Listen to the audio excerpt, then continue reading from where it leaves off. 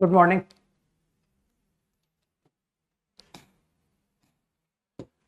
Exercise 3 question 1 to 5। Exercise 3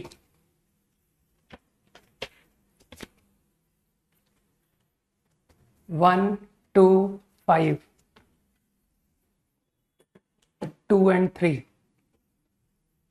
1 का सी तो रहने दो, है ना। मैंने पूल बना करके प्रॉब्लम इतना अच्छा सॉल्व किया था कि तुमसे खुद से 1 का सी बनना चाहिए। क्वेश्चन नंबर 2 ओरली डिक्टेट कर देता हूं। एग्जैक्टली 1 पेयर, इसका मतलब क्या है?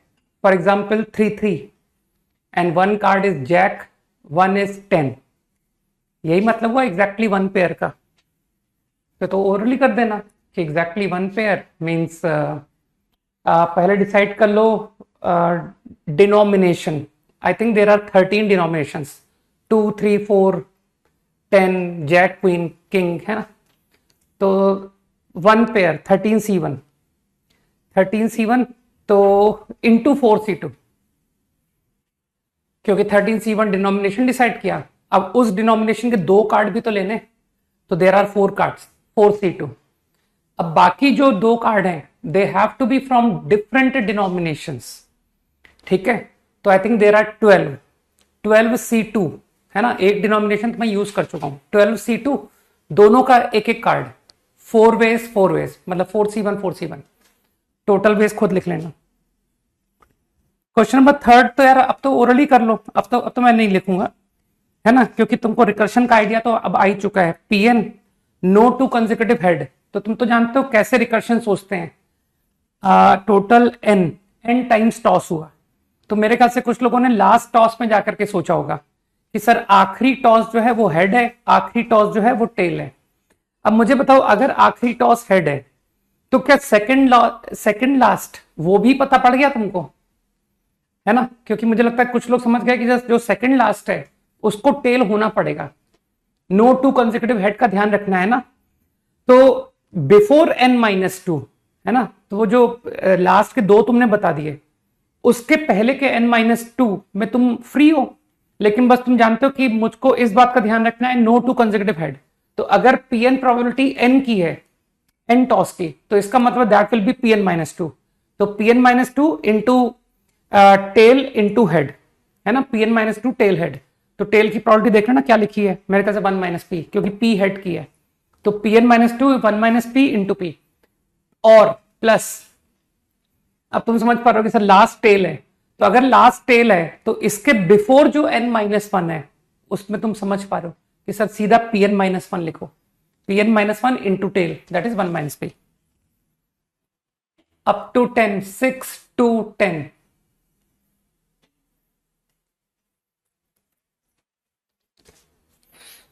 Very good. फर्स्ट का सी उससे कर लिया ना, बिल्कुल ग्रुपिंग मेथड से, है ना। Very good. 9 का बी, ओके 9 का बी क्या है? अरे ये फॉर्मूला बेस्ड क्वेश्चन है यार, इसको तो मैंने simply independent event A union B, P A P B, A intersection B into into, मेरे ख्याल से वी आर टोल्ड कि ए बी इंडिपेंडेंट। कुछ लोग जानते हैं सर इंडिपेंडेंट का मतलब होता है product, A not intersection B not, सही है। अब इस प्रोबेबिलिटी को लेस देन इक्वल टू दिखाना है एग्जैक्टली 1 आकर। अब एग्जैक्टली 1 से क्या मतलब समझते हो?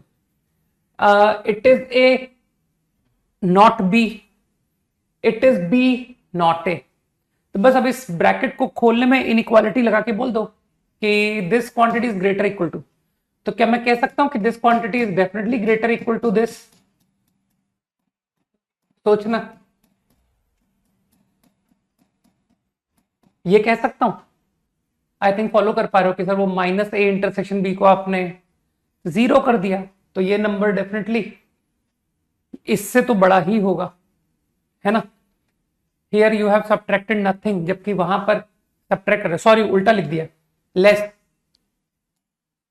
लेस, सही है ना। अब मुझे लगता है कि दिस क्वांटिटी, है ना, तो you are interested only A happen या ओनली बी हैपन, तो A B not, A B not, not interested in A not. तो एक काम करो ना, प्रोबेबिलिटी ऑफ ए नॉट 1 से कम होती है, बोल सकता हूं सही। इसी तरह से B only B happen A not, तो तुम समझ पा रहे हो मैंने क्या किया, मैंने B A not B not को लेस देन इक्वल टू 1 बोल दिया, प्रॉब्लम खत्म। I think this is what probability of C is. 8 question तो कोई दम नहीं, चलो 11 to 5 कहां तक दिए थे, 15 आई थिंक शायद 20 तक दिए थे ना, हाँ 15 6 का ए,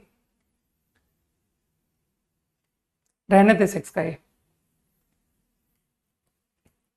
5 रहने दे, शीट नहीं ठीक से करेगा तो यार आगे तो अटकेगा ही नहीं, शीट ठीक से करो, शीट में इसी एक्सरसाइज 2.1 में कहीं कर रखा है हमने क्वेश्चन, ठीक राइट। 5 क्वेश्चन जो पूछ रहा है वो उसको तो थोड़ा सोचना पड़ेगा। 6 का बी, 6 का बी में लिस्ट ऑफ n नंबर्स, एक लास्ट टाइम 10 तक के प्रॉब्लम में देख रहा हूं बस, 6 का बी के आगे नहीं जाऊंगा। Thrown n times only 3 numbers appear, तो पहले डिसाइड कर लो कौन से 3, मेरे ख्याल से 6e3, ठीक, n टॉस n थ्रोस। लेकिन अब तुम समझ रहे हो ना कि sir if it is decided कि 1 2 3 विल अपीयर 1 2 3, तो यार 1 2 3 पर क्या ग्रुपिंग में तो बहुत दिक्कत हो जाएगी कि सर 1 1 1 n-2, 2 नंबर एक एक बार आए, एक नंबर n-2, तो अननेसेसरी ट्रबल में आ जाओगे। तो एक काम करो, total minus at least 1 not present, तुमने डिसाइड कर लिया कौन से 3 number will appear in n throws. तो मैंने क्या किया, मैंने कहा कि बगैर बॉदर किए हर नंबर को 3 वेज n थ्रोस है ना, 3 3 3 3 की पावर n। लेकिन अब तो कुछ लोग समझ रहे हैं कि सर इसमें हो सकता है 1 2 3 में से कोई भी नंबर, कोई एक नंबर या 2 नंबर आए ही ना हो, तो लोग समझ गए कि सर 3 इवेंट कॉल कीजिए, 1 not present, B event, 2 not present, C 3 not present. बस अब तो जानते हो ए यूनियन बी कैसे लिखना होता है ना, S1 S2, S1 तो यूं ही आ गया 3C1 2 की पावर n, S2 3C2 1 की power n, up to 15, 11 to 15 only, 11 to 15 no,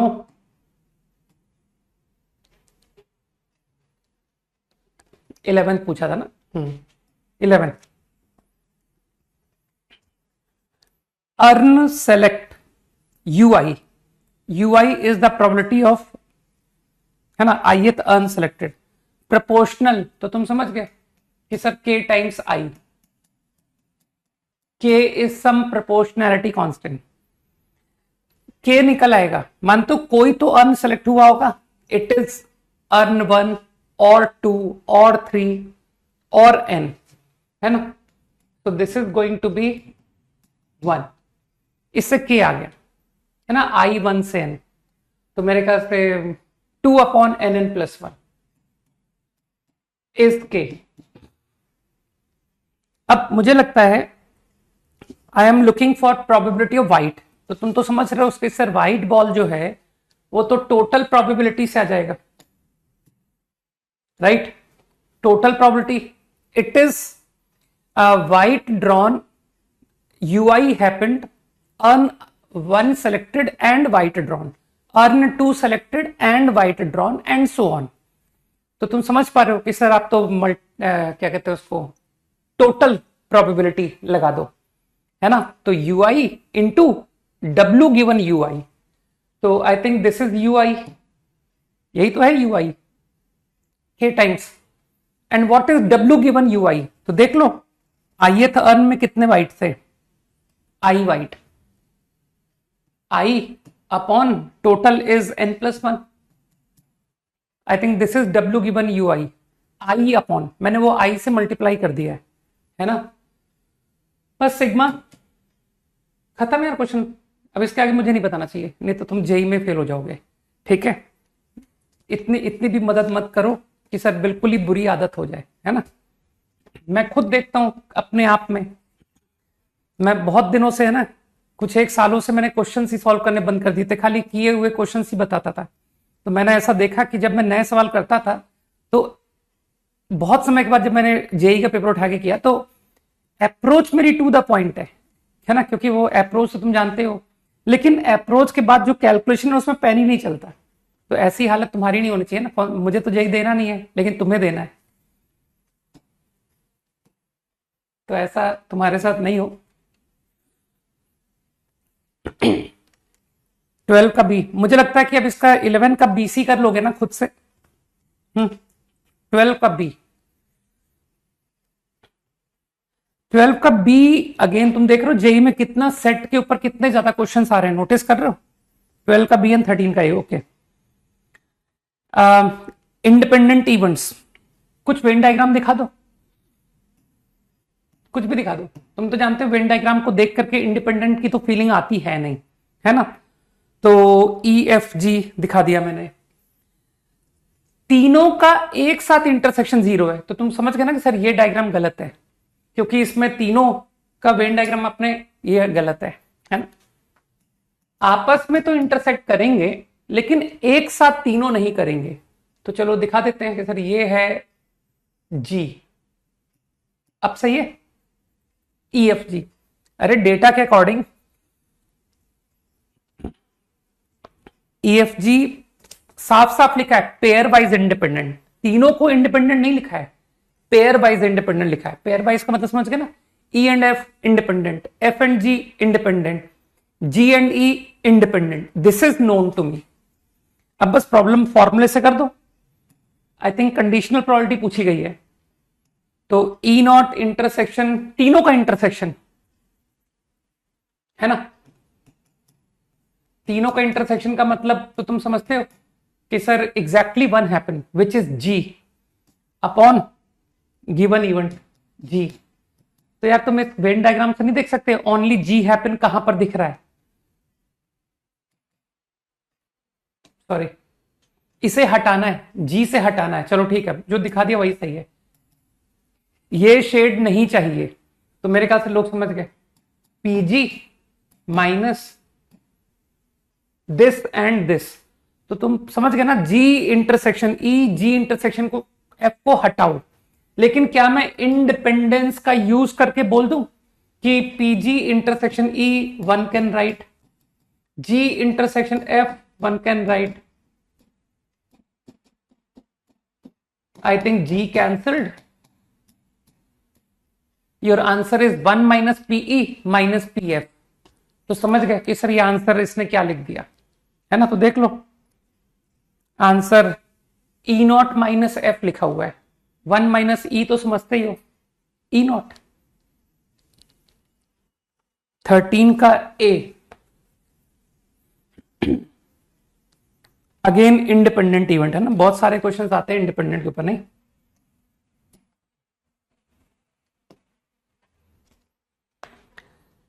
experiment has 10 equally likely outcome, ठीक है। A and B two events, A consist of 4, B consist of I don't know, मान ले B consist of n, A and B are independent. तो मानते हो एकमात्र तरीका है ए इंटरसेक्शन बी बराबर ए इंटू बी। तुमने ए को क्या माना था, n, और टोटल कितने 10, n by 10, this is P A, and what is P B 4 by 10। Now A intersection B, मानते हो जो ए इंटरसेक्शन बी होगा वो min of n, 4 number of elements less equal to contain करेगा। बुद्धि लगाओ यार, दो सेट का इंटरसेक्शन लेने जा रहे हो तो दोनों में जो कम है ना, कम जो दोनों में कम है उससे या तो बराबर होगा या उससे भी कम, आराम से सोचना, ठीक। तो अब मुझे तो उसने फाइनल वैल्यू पूछी हुई है, तो एक काम करें, जो चीज नोन है उसके अकॉर्डिंग करें। मानते मैं कॉन्फिडेंट हूं कि 4 से ज्यादा कॉमन एलिमेंट आ ही नहीं सकते, नॉट मोर देन 4, क्योंकि है ना यार ये तो अननोन है। तो मैं क्या कर रहा हूं, मैं ए इंटरसेक्शन बी में मान के चल रहा हूं कि let there are 4, let there are 3, let there are 2, let there are 1। तुमको लगता नहीं कि सर इन पॉसिबिलिटीज से एन निकाल लीजिए, जो भी आपको इंटीजर आंसर दे रहा है ना बस वही करेक्ट है। तो देख सकते हो यहां से इंटीजर आंसर क्या आ रहा है, सही है। और उसकी भी चिंता मत करो, जब तुम 4 ले रहे हो तो देखना n की वैल्यू 4 से कम नहीं आएगी कि सर पता पड़ा हमने इसको 4 माना था, ठीक है। नहीं ठीक है भाई, अगर इंटरसेक्शन में 4 एलिमेंट हैं तो किसी एक सेट में 4 है तो अगले में 3 हो सकते हैं क्या? संभव ही नहीं कि सर कैसे 3 हो सकते हैं, आप खुद सोचो, ठीक है। तो वो ऑटोमेटिकली मेरे ख्याल से सही ही आ रहा है कि हाँ सर n की वैल्यू 4 या 4 से ज्यादा आ रही है, ठीक है ना, अपने आप ही आ रही होगी, ठीक। इन पॉसिबिलिटी से n निकाल लेना। अप टू 20, अरे इसके बाद एक्सेप्शनली इजी क्वेश्चन है, इतने बेकार हैं कि तुम एक भी नहीं पूछोगे। अप टू 20 डन, 20 तक ही दिए थे ना, जल्दी से हाँ बोलो। और आई थिंक शायद एक डीपीपी छोटी सी बोल दी थी ना, क्या करेगा 17 पूछ के। अच्छा ये ओमेगा की वजह से पूछ रहा है ना कि सर मेरे को क्यूब रूट ऑफ यूनिटी, यार क्यूब रूट ऑफ यूनिटी में तुमको इतना तो पढ़ा होगा जरूर, है ना, 12th पास स्टूडेंट हैं, 1 प्लस ओमेगा स्क्वायर 0 होता है, ठीक। तो क्या तुमको समझ में आया कि सर एक पावर को ना 3k फॉर्म का होना चाहिए, 3k, अरे ओमेगा की पावर 0 1, और एक पावर को लोग जानते हैं ना सर ओमेगा क्यूब 1 होता है, ठीक है। तो 3k पावर होगा, एक 3k प्लस 1 हो गया, ओमेगा क्यूब 1 का इस्तेमाल करो, एक 3k प्लस 1 होगा, एक 3k प्लस 2 होगा। तो बस अब तुम समझ गए कि सर 1 से 6, 1 नंबर 3k फॉर्म, तो 3k फॉर्म के 2 नंबर है ना तुम्हारे पास, 6 तक है ना। फेयर डाइस, हाँ तो डाइस में तो ठीक है ना, 3 and 6 आर 2 नंबर्स, तो नंबर्स ऑन देम, तो मेरे ख्याल से कितनी डाइस, 3 ही तो नंबर है, राइट। तो 1 number of the form 3k, तो मल्टीप्लीकेशन थ्योरम से कर दो कि सर 2/6 इज द प्रोबेबिलिटी, फिर अगला number again 2/6 is the probability, फिर अगला नंबर 2/6 इज द प्रोबेबिलिटी। लेकिन तुमको लगता नहीं कि सर मल्टीप्लीकेशन अगर किया है तो 3 फैक्टोरियल भी तो करो, कौन सा नंबर 3k फॉर्म का है, 3k प्लस 1 फॉर्म का है, 3k प्लस 2 फॉर्म का है। आइडिया क्लियर, डिस्कशन, ठीक है। ये सिग्नल प्रॉब्लम तो तुम खुद कर लेना है ना, बड़ा कॉमन सेंस वाला क्वेश्चन है कि सर बहुत इजी है, मान के चलो ग्रीन सिग्नल था, रेड था, फिर उसके बाद अगले पर जाओ, फिर उसके बाद अगले पर आओ, है ना, इजी था ना, बहुत इजी क्वेश्चंस थे, ठीक है। अरे 18 करो यार पंकज, किसी बेकार बात कर रहे हो यार, मतलब पूरा जेई का पेपर ऐसे क्वेश्चन से भरा हुआ है। सिग्नल कैन बी ग्रीन और red, probability that each signal receiving signal correctly okay, received at station B is green if the signal at B is green। तो given event B में green है तो start करो, it is known to me signal B, तो initially signal is green, initially signal green है। अब ए पर 2 possibility, ए red receive करेगा तो करेक्टली 2 केसेस जाएंगे ना कि ए ने रेड रिसीव किया, इसका मतलब रॉन्ग रिसीव किया, तो रेड रिसीव होने का मतलब है 1/4 प्रोबेबिलिटी, सही है। तो अगर इसने रेड रिसीव किया लेकिन बी ने फिर ग्रीन रिसीव किया, तो इसका मतलब है कि बी ने भी गलत रिसीव किया, तो 1/4 अगेन। और ए ने ग्रीन रिसीव किया, इसका मतलब है सही रिसीव किया, 3/4। अब बी ने भी ग्रीन रिसीव किया, इसका मतलब है बी ने भी सही रिसीव किया। समझ रहे हो ना, ए ने ग्रीन ट्रांसमिट किया और बी ने ग्रीन रिसीव किया, इसका मतलब है करेक्ट रिसीव हो गया। इतना सिंपल सा क्वेश्चन था। और actually it was red signal, 1/5। फिर से दो पॉसिबिलिटी, ए रिसीव्ड रेड, इसका मतलब है करेक्ट रिसीविंग हुई। बी रिसीव्ड ग्रीन, इसका मतलब है रॉन्ग रिसीविंग हुई। ए रिसीव्ड ग्रीन है ना, तो इसका मतलब है रॉन्ग रिसीविंग हुई। मैंने क्या बोला, ए रिसीव्ड ग्रीन ना, ग्रीन, हाँ, क्योंकि इनिशियली तो रेड था। और फिर तुम समझ पा रहे हो कि ये ग्रीन रिसीव किया, अब अगले ने भी ग्रीन रिसीव किया, तो इसका मतलब है करेक्ट रिसीविंग हुई। न्यूमरेटर क्या लिखना है वो तुम्हारे लिए छोड़ दिया मैंने। आई थिंक डीपीपी 2 में लगभग नहीं डाउट बताऊंगा मैं, कोशिश करके देख लो कि कितने बताता हूं मैं, है ना।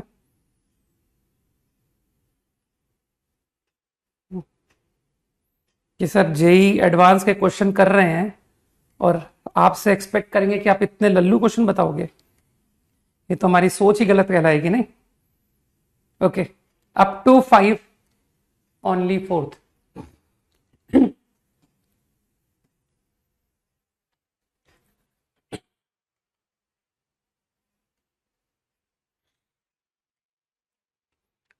"64 squares chosen at random on a chess board, they have side in common"। यार ये तो पता है, चेस बोर्ड लेके देखना पड़ेगा कि कैसे दो स्क्वायर सेलेक्ट किए जाएंगे। तो तेरे को फील आनी चाहिए थी ना कि सर वर्टिकली सेलेक्ट कर लीजिए या हॉरिजॉन्टली। तो वर्टिकली अलग अगर सेलेक्ट करते हो, वर्टिकली, तो एक कॉलम में दीज टू या दीज टू, इस तरह से दीज टू। तो अगर बुद्धि लगाओगे तो दे आर 7 इन नंबर, कि सर 7 केसेस। सही है। अब मुझे लगता है कि ये तो एक कॉलम का आंसर है, ऐसा ही कॉलम 2, ऐसा ही कॉलम 3, सॉरी 8 कॉलम है ना, 7 into 8। लेकिन मानते हो ये तो आपने वर्टिकली साइड कॉमन लिए, क्या अब तुम सोचते नहीं कि सर हॉरिजॉन्टली भी तो ले सकते हैं? तो मुझे लगता है हॉरिजॉन्टली का भी यही आंसर आने वाला है।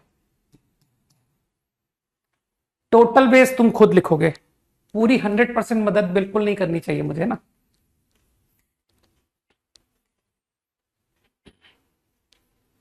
कुछ लोग समझ गए?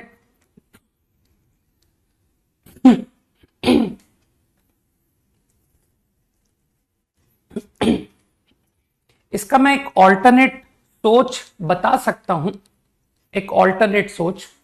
बाकी ये सॉल्यूशन दी बेस्ट है, ठीक है। संभव है तुम्हारे में से कुछ लोगों ने क्या किया, स्क्वायर्स हॉरिजॉन्टली वर्टिकली के बजाय ऐसे सोचा कि मैं कहीं भी स्क्वायर लूं, कोई एक स्क्वायर, अगले पर ध्यान देना चाहता हूं कि सर अगर मुझे एक स्क्वायर पता है तो अगला कौन सा होगा। तो अगर तुमको एक स्क्वायर पता है ना, ठीक है, तो उसमें थोड़ा सा तुमको केयरफुली जाना पड़ेगा। वो स्क्वायर इन 4 कॉर्नर में से है, केसेस में बात होगी, ये 4 कॉर्नर्स, ठीक। तो अगर ये 4 कॉर्नर में से वो स्क्वायर है मान लो, तो जो अगला स्क्वायर सेलेक्ट होगा ना, उसके पास 2 चॉइस है, एक एक। सब पर देख पा रहे हो कि sir 2 choices are there, 2 choices. तो 2 चॉइस तुमको कहां मिल रही है, जब तुम्हारा one of the square is corner 1, तो इंटू 4। और अगर that square is among these squares, कि सर ये कॉर्नर की बात कर रहा हूं मैं, कॉर्नर। ठीक है, ये ऑब्जर्वेशन से तुमको करना था कि सर अगर आपका स्क्वायर इन 6 में से है, इन 6 में से, या ये 6, ये 6, ये 6, तो अब जरा इस स्क्वायर पर देखो। मानते हो अगर कोई एक स्क्वायर है तो इसके पास कितनी पॉसिबिलिटी, 1 2 एंड 3, इसको साइड शेयर करते हुए 3 मिलेंगे। ठीक, केवल इस रो पर, अभी अभी बीच के और स्क्वायर पर देखना तुम क्या होता है। ठीक है, तो what I find is 3 ways, 3। अब ऐसे कितने स्क्वायर्स हैं, अभी आपने कहा था ना 6 6 6 6, मेरे ख्याल से 6 इंटू 4 24 प्लस। अब जरा बीच के में जाओ कि सर अगर ये स्क्वायर होता तो, if this is the square, तो इसके साथ दूसरा स्क्वायर लेने के कितने वेज, तो देख पा रहे कि सर 1 2 3 और 4, 4 वेज, 4 इंटू, अब ऐसे बीच के कितने स्क्वायर्स हैं, क्या ना जितने आप गिन चुके हो ना उनको माइनस कर दो यार। ठीक है, वैसे तो तुम काउंटिंग कर सकते हो कि सर ये 36 है, 6 इंटू 6, अरे ये भी तो एक नया चेस बोर्ड ही है 6x6 का, बुद्धि लगाओ, जिसको अकल है वो समझ गया, 6x6 का चेस बोर्ड है ये, और क्या। ठीक है ना, पूरे कॉर्नर्स। ठीक है, तो इंटू 4 इंटू 6 है ना, 36, सॉरी। लेकिन अगर तुम सिलेक्शन की बात कर रहे हो तो एक थोड़ा सा कॉमन सेंस से सोचना, क्या इसमें सिलेक्शन की अगर मैं बात करता हूं 2 स्क्वायर सेलेक्ट, तुमको लगता नहीं हर आंसर 2 बार काउंट हुआ है। जब तुमने इस स्क्वायर को लिया तो ये स्क्वायर इसके साथ तुमने ये सेलेक्ट किया, ठीक, और फिर पहले जब तुमने काउंटिंग की थी, जब सर मैंने इस स्क्वायर को लिया था तब इसके साथ ये सिलेक्शन में काउंट हुआ था। तो तुमको लगता नहीं 1 2 एंड 2 1 को आप इंपॉर्टेंस दे रहे हो।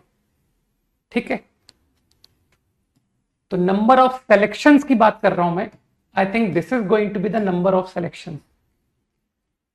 मैंने बाई 2 करा दिया। ठीक है, और अब तुम आराम से लिख देना 64C2 total up to 10, no doubt, right, up to 10 is done। 15 over. ठीक, मैंने कहा ना शीट करने के बाद में क्या तुम इसमें पूछोगे, 7, कैसे, मतलब बहुत ढूंढ के तुमने सवाल पूछा है ना कि जो 8 कंटेस्टेंट है उसको एक ए, एक बी और एक सी मिलेगा। तो यार सीधी बात है कि शुरू के जो 7 प्राइस गए हैं वो तुमको मालूम है कौन से गए हैं, कि 4A आर गॉन, तो 5C4, 2B are gone, 3C2, 1C is gone, 2C1 upon 10C7। मैंने 7 प्राइजेस गॉन बता दिए, तो बचा हुआ एक एक एक सबका, तो ए को मिल जाएगा, 8th कंटेस्टेंट को मिल जाएगा। ठीक है,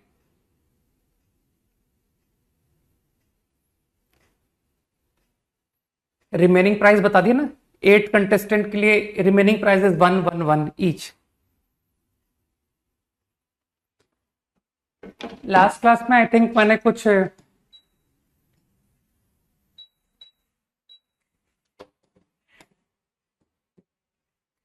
ऑन टू इनटू फंक्शन की बात की थी, राइट?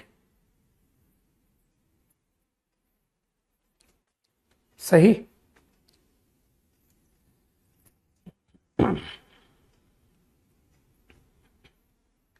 तो ऑन टू फंक्शन का तो तुम लोग को पूरी तरह से कमेंट क्लियर है कि कैलकुलेशन में कैसे चेक करते हैं कि function is onto, function is into. Now let us talk about 1 1 function.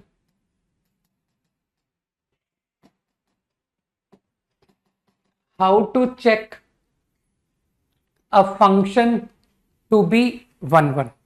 ठीक, तो देखो थ्योरेटिकल डेफिनेशन तो ये है कि किसी 2 y वैल्यू को बराबर मानो, ठीक है, कि फंक्शन एट x1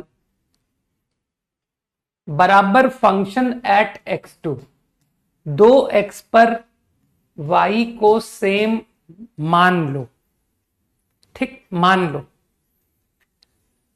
अब अगर मैं प्रूफ कर दूं, तुम यही चाहते हो ना कि कोई भी y वैल्यू एक से ज्यादा x पर नहीं आना चाहिए, है ना, should be attend exactly at 1x या नॉट एट ऑल। तो अगर मैंने माना है फंक्शन की वैल्यू एट x1, फंक्शन की value at x2 to be same, और मैं चाहता हूं कि ये 1 1 हो, तो तुम समझ रहे हो x1 बराबर x2 होना पड़ेगा। तो if I can prove assuming this to be true, इसे ट्रू मानकर अगर मैं प्रूव कर देता हूं कि ये होना पड़ेगा, देन योर फंक्शन इज 1 1।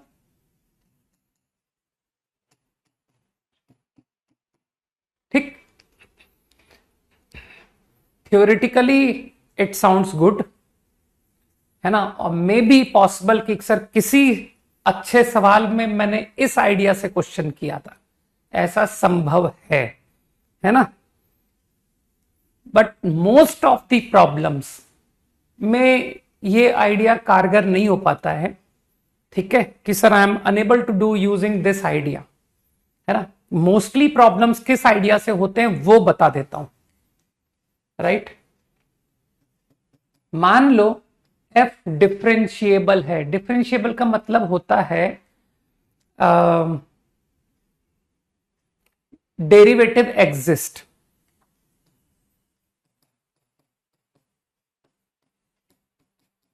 अगर फंक्शन डिफरेंशिएबल है मान लो, ठीक, तो ऑब्वियसली कंटिन्यूस तो होना पड़ेगा, ठीक, क्योंकि फंक्शन को अगर टेंजेंट का स्लोप है तो फंक्शन कंटिन्यूस तो होना ही पड़ेगा।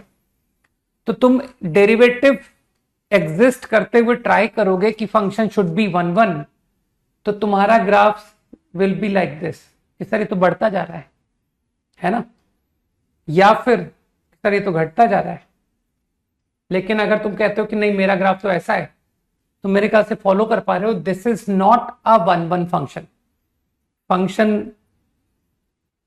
कभी बढ़ा कभी घटा, तो this is not a 1 1 function, many one, this is many one. तो basically f dash x is greater or equal to 0 for all x in domain, अगर ट्रू होता है। अब यहां पर इक्वालिटी को भी थोड़ा सा गहराई से समझ लेते हैं कि इक्वालिटी जीरो डेरिवेटिव को अलाउ कर सकते हैं क्या। तो मेरे ओपिनियन में कर सकते हैं, प्रोवाइडेड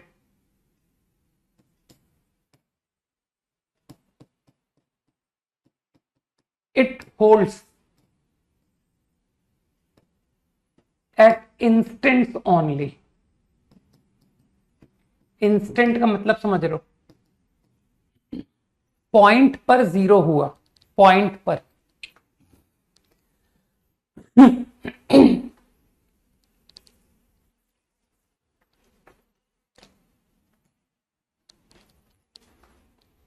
ठीक है, तो मेरा ये कहना है कि अगर फंक्शन किसी एक पॉइंट पर डेरिवेटिव जीरो ले ले, कि सर ये देखिए हॉरिजॉन्टल हो गया, है ना, एक्स क्यूब का एग्जांपल दे देना लोगों को, ठीक, कि देख एक्स क्यूब फंक्शन जो है जीरो पर डेरिवेटिव जीरो आता है, लेकिन सून आफ्टर जीरो ये फिर पॉजिटिव हो जाता है। तो मेरे ख्याल से हर एक वाई एक ही एक्स पर अटेन हो रहा है, और ऐसा केवल एक पॉइंट नहीं। मैं तो कहता हूं कि सर अगर ये आगे भी डेरिवेटिव जीरो लेता है तो क्या हार्म है, लेकिन ये इंस्टेंट पर जीरो हुआ, इंस्टेंट एक पॉइंट पर जीरो हुआ और फिर पॉजिटिव हो गया, तो it doesn't affect the definition, है ना, it doesn't affect the definition of 1 to 1। Idea is clear to all, right. Not like कि सर ये तो हॉरिजॉन्टल हो गया, फॉर 2 सेकंड के लिए हॉरिजॉन्टल हो गया, है ना, t इक्वल x बराबर 1 से लेकर x बराबर 2 तक डेरिवेटिव इज जीरो और फिर पॉजिटिव हुआ, तो मेरे ख्याल से लोग समझ गए कि सर ये 1 1 नहीं है, ये मैनी 1 है। तो इंटरवल पर डेरिवेटिव 0 नहीं होना चाहिए, पॉइंट पर डेरिवेटिव 0 होना चलेगा, लेकिन not in an interval, right? So this is wrong. और वही सेम बात तुम फॉलो कर गए कि सर, या फिर सेम बात आप लेस इक्वल टू के लिए लिखवा दीजिए, ठीक है ना?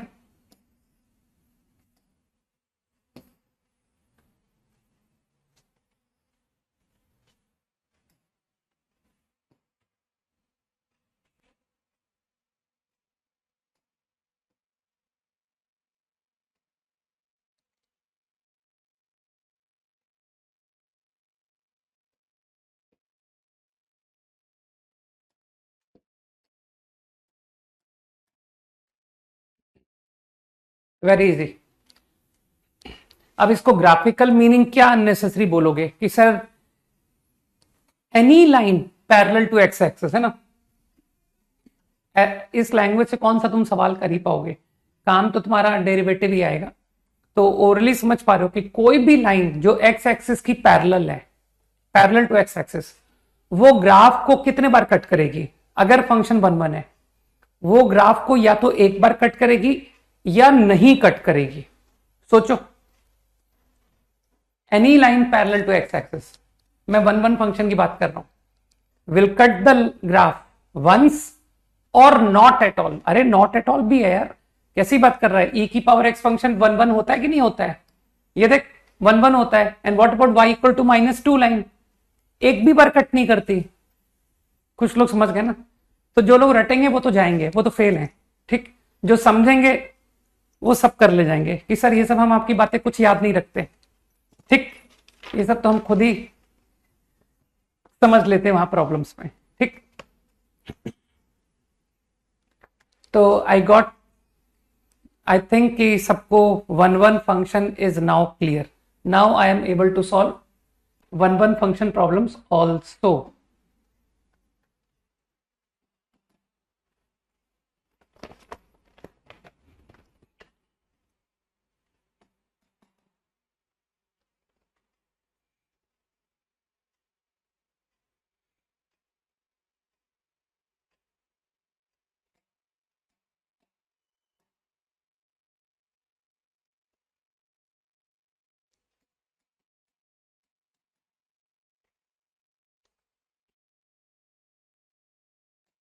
तुमको टाइप बताना है, what type of function it is,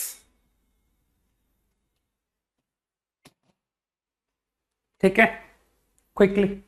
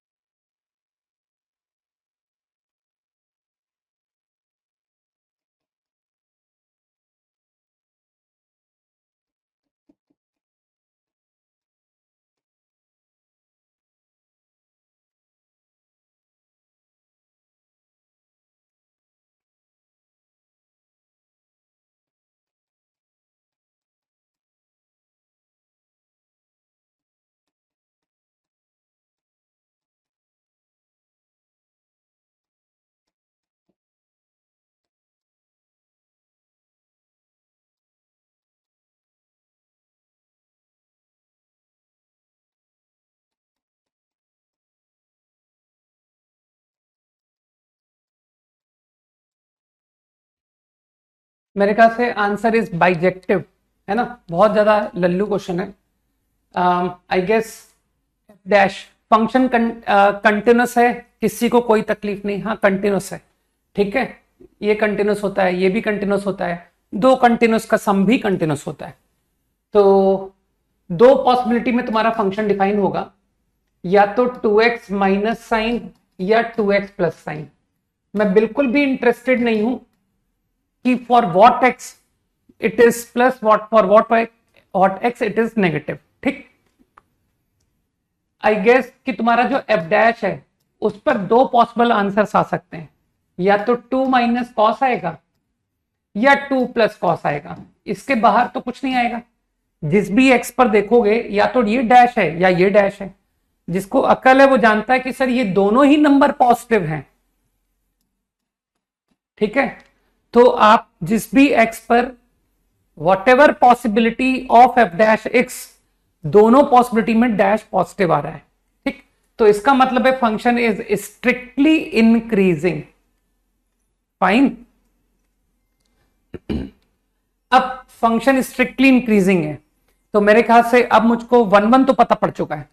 अब मुझको रेंज में इंटरेस्ट है कि यार ये फंक्शन बढ़ रहा है, अब इसकी रेंज चाहिए। तो इसकी सबसे छोटी वैल्यू कहां आएगी, माइनस इंफिनिटी पर आएगी।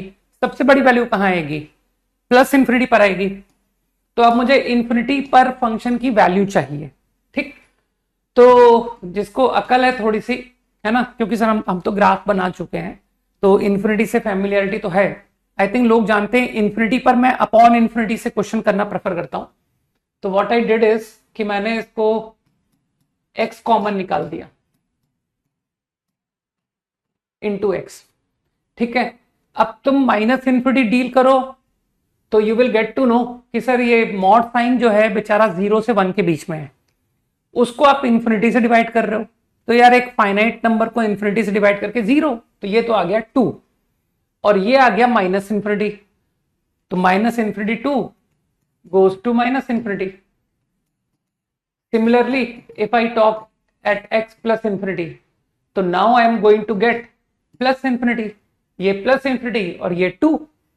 तो लोग समझ गए कि फंक्शन ने माइनस इंफिनिटी वैल्यू ली, फंक्शन ने प्लस इंफिनिटी ऑब्वियसली टेंड किया है। तो सबको पता है कंटिन्यूस फंक्शन अगर माइनस इंफिनिटी को टेंड हुआ है, अगर प्लस इंफिनिटी को टेंड हुआ है, तो by intermediate value theorem it is going to accept all values. तो your range of function is going to be minus infinity से infinity. तो it is on to also. Answer bijective. अगला बहुत Lallu questions होते हैं और एग्जाम में यही आते हैं, चिंता मत करो, है ना। मैक्सिमम फंक्शन पर अगर एग्जामिनर सोचेगा कि क्या पूछूं तो मोस्ट ऑफ द टाइम वो इन्हीं बातों को लेके क्वेश्चन रेज करता है, ठीक है ना, कि चलो इंजेक्टिव सरजेक्टिव पूछते हैं या इनवर्स पूछते हैं। और इनवर्स मतलब इन्वर्टेबल मतलब बाइजेक्टिव, तो बाइजेक्टिव भी तो यही है, इंजेक्टिव एंड सरजेक्टिव। अगले का आंसर ठीक है हर्ष, थर्ड भी कर सकते हो।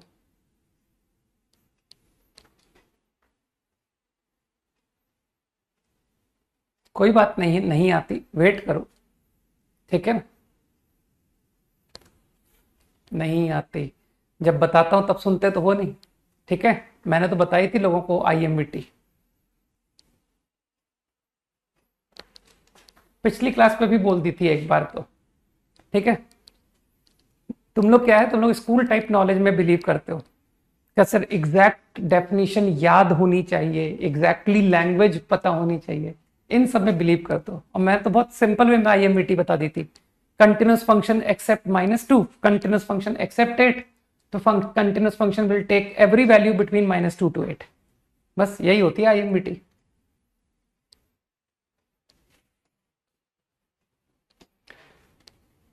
सेकेंड प्रॉब्लम बहुत लल्लू था, है ना। इसको करने के तुम्हारे पास बहुत सारे मेथड थे। कुछ लोगों ने तो ओरली कह दिया कि सर ये जो आपकी क्वाड्रेटिक है ना, ये ऊपर क्वाड्रेटिक, ये हमेशा पॉजिटिव वैल्यू ले रही है क्योंकि इसका D नेगेटिव है। और इसी तरह से ये क्वाड्रेटिक भी ऑलवेज पॉजिटिव है। तो जो फंक्शन है वो कभी नेगेटिव वैल्यू तो ले ही नहीं रहा, तो लोगों ने यूं ही बगैर एफर्ट के कह दिया कि ये इनटू फंक्शन है, नेगेटिव वैल्यू तो कभी लेगा ही नहीं।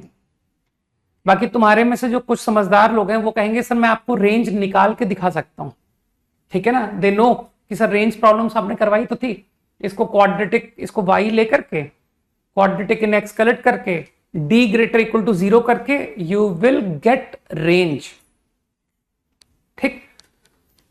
तो कैसे भी करो you will get to know कि range is not r, fine. Into अब आती बात 1 1 मैनी 1। देखो 1 1 प्रूव करना तो मुश्किल है, लेकिन मैनी 1 बड़ा आसान होता है। अगर मान ले तुक्के से मैं किसी y वैल्यू को 2x पर दिखा दूं, ठीक है, -∞ से 2/7 कैसे रेंज आ सकती है, जब मैंने अभी भी कहा कि रेंज नॉन नेगेटिव है। ओके, तो आई थिंक अगर मैं किसी y वैल्यू को, तो एकदम हिट एंड ट्रायल आइडिया बता रहा हूं जो कुछ एक क्वेश्चंस में काम कर जाता है। तो मैंने यूं ही तुक्के से क्या करता हूं, मैं बता रहा हूं मैं कौन सी वैल्यू को ट्राई करता हूं। x बराबर 0 पर जो y है ना, चलो उसको ट्राई करते हैं कि अगर किस्मत अच्छी हुई तो वो 2x पर आएगी, ये ठीक है। तो x बराबर 0 रख के कितना आया 5/10 मतलब हाफ। तो I am trying y equal to half. तो लेट्स सी, इसका एक x तो मुझे पहले से ही पता है और वो है 0। सोचो बात को, देखना यह है कि काश एक x और आ जाए।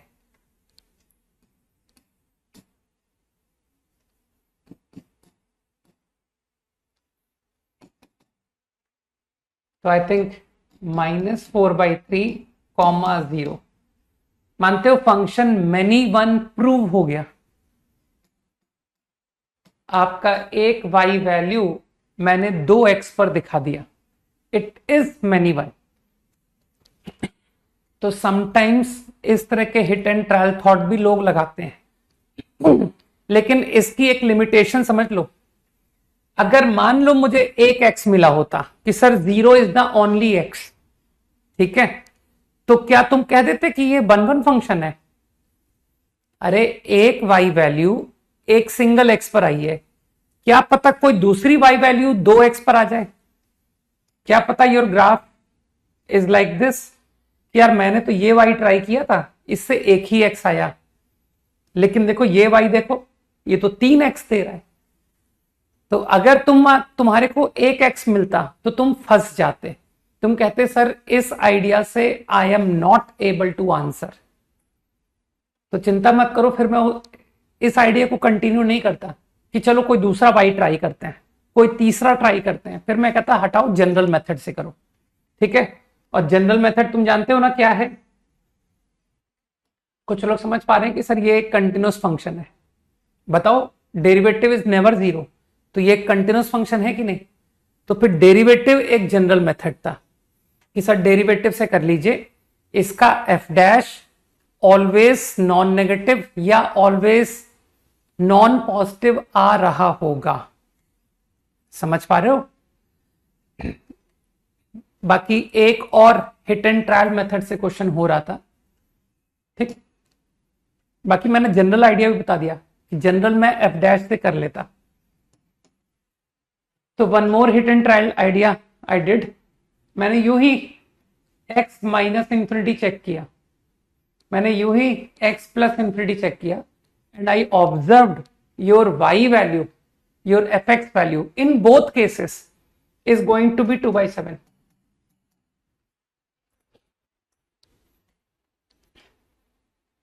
Obviously f dash, in fact f dash exist करना चाहिए, ठीक है ना।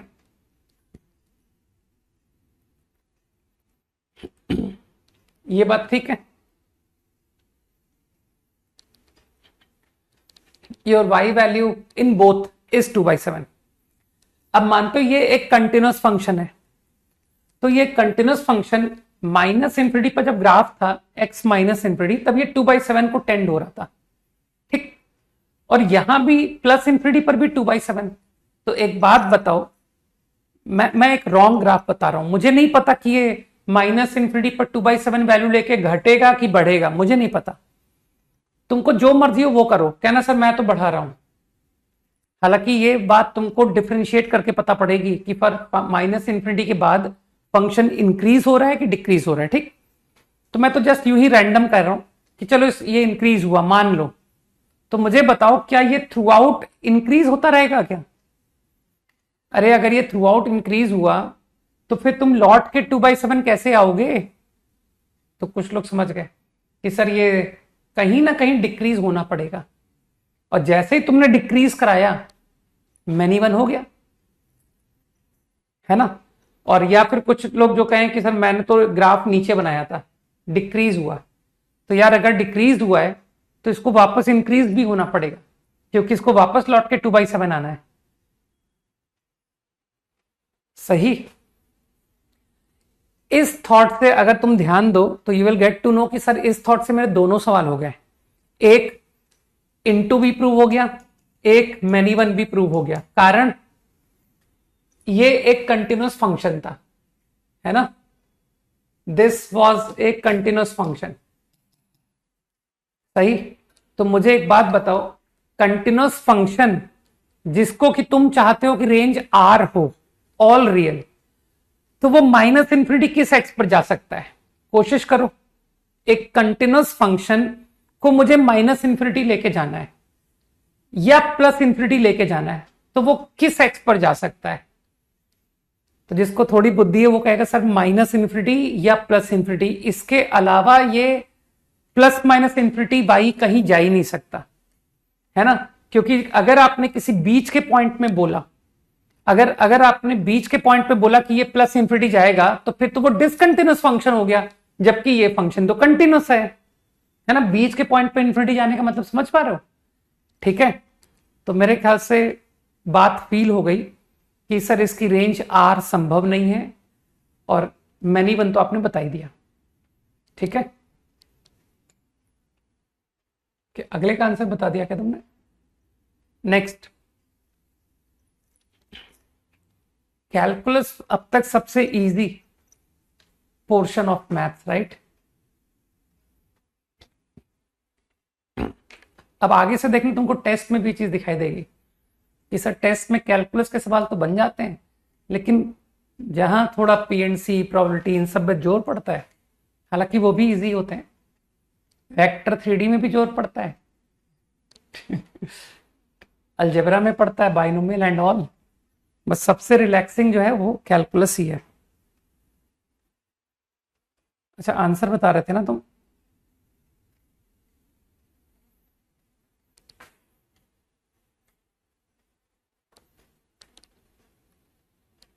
हाँ ठीक है निहार।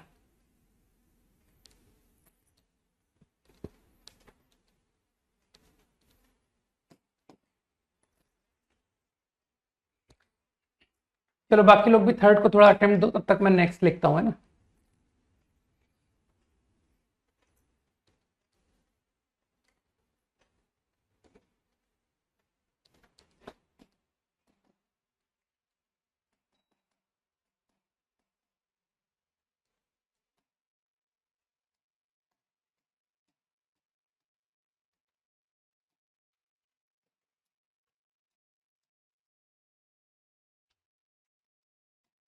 सिक्स एलिमेंट्स, फोर एलिमेंट्स,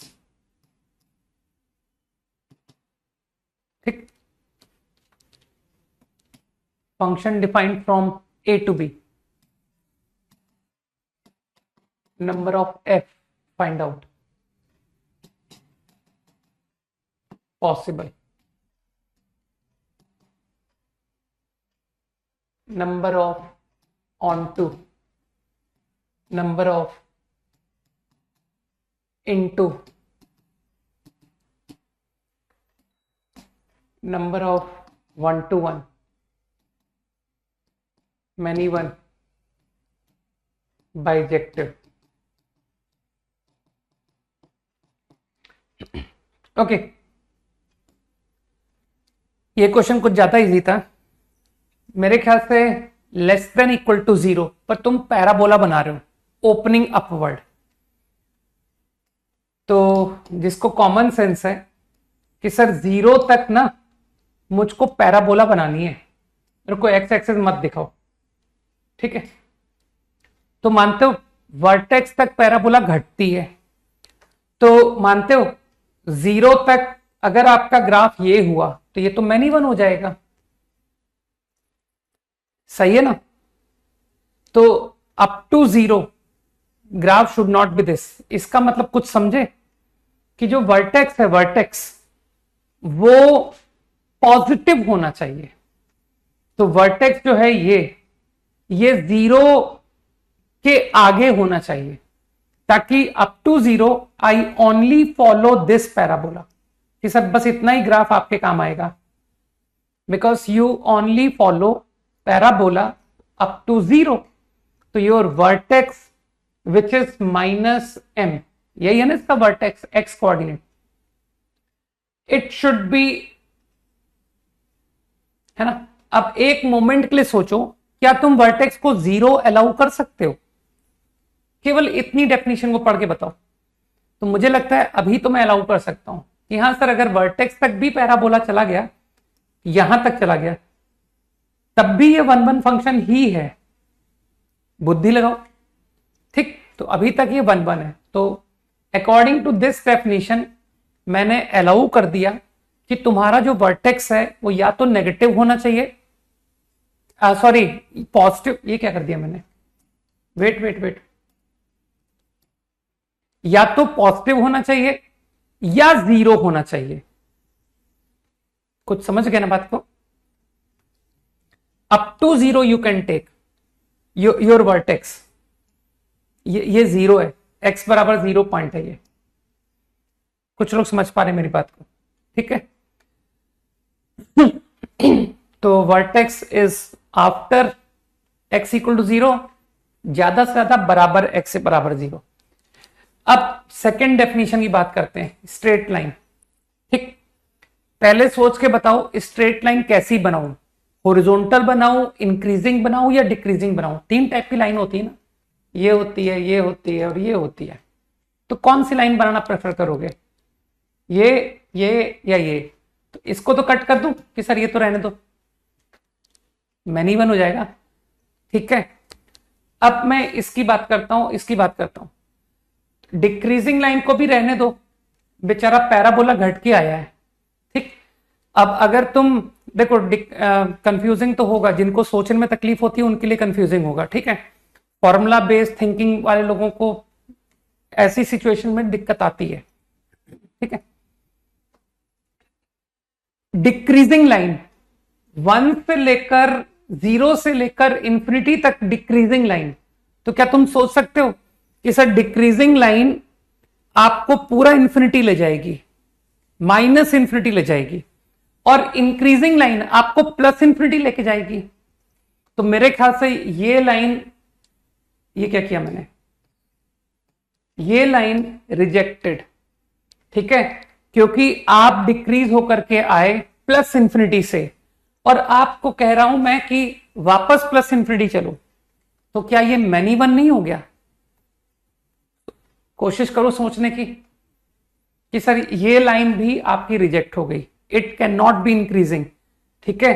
चाहे कहीं से स्टार्ट करो कि यार मैं इसके नीचे से स्टार्ट हुआ था, है ना, इस तरह से स्टार्ट किया था, ठीक, तो भी आप प्लस इंफिनिटी जाओगे। मेरे ख्याल से बात समझ रहे हो? तो ये गलत हो गया, ठीक। नहीं, अभी भी मैंने आंसर प्रॉब्लम खत्म थोड़ी किया है, राइट। अभी तक तुमने मुझे पैराबोला कुछ ऐसा दिया कि सर वर्टेक्स ऑब्टेन नहीं हुआ है, 0 कॉमा, वो पैराबोला की वाई वैल्यू देख ले यार कितनी है 0 पर, कहां चला गया, -1। वापस लिख दो ना, यहां पर क्या था ये, x² 2mx -1 इज y।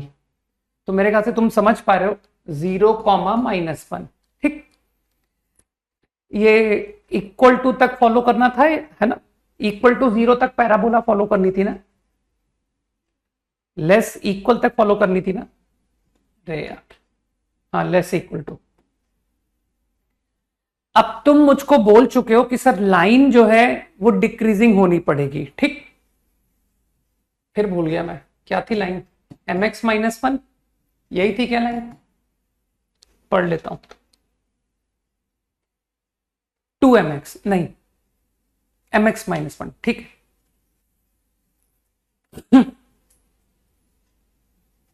यहां तक ठीक है। तो मेरे ओपिनियन में तुम लकी हो कि सर आपकी जो लाइन है ना, लकीली 0 पर -1 वैल्यू ही ले रही है, तो आपकी लाइन यहां से ही शुरू होगी, इसी पॉइंट से शुरू होगी, ठीक है। और मानते हो लाइन को डिक्रीजिंग होना पड़ेगा, इंक्रीजिंग मैं मना कर चुका हूं। तो क्या ये फंक्शन 1 1 हो गया है ना? तो मेरे ख्याल से तुमने क्या कमेंट किया? Slope, slope should be negative. और यहां से कमेंट क्या था? Your vertex, vertex should be either positive और 0। तो मेरे ख्याल से मुझे दोनों बातें ट्रू करनी है, दिस एंड दिस। तो कॉमन आंसर इज नेगेटिव, तो आंसर इज -∞ से 0 is the right answer. Got it?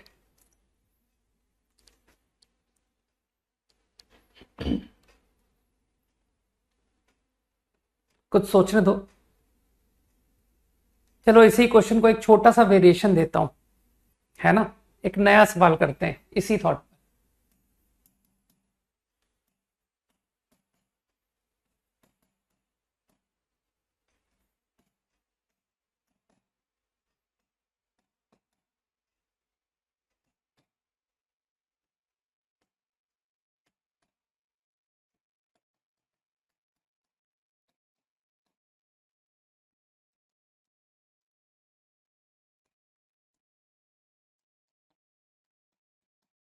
Now do this.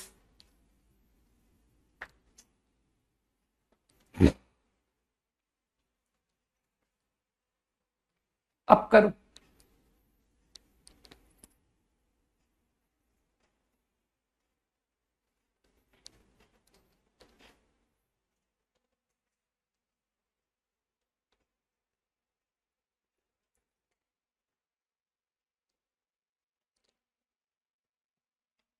ये भी लिख लो, f from R to R।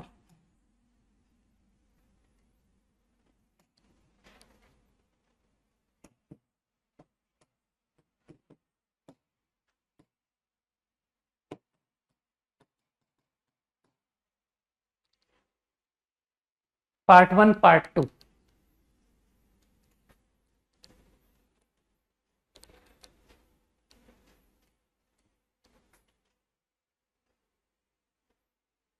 दो पार्ट हैं क्वेश्चन के, पैराग्राफ।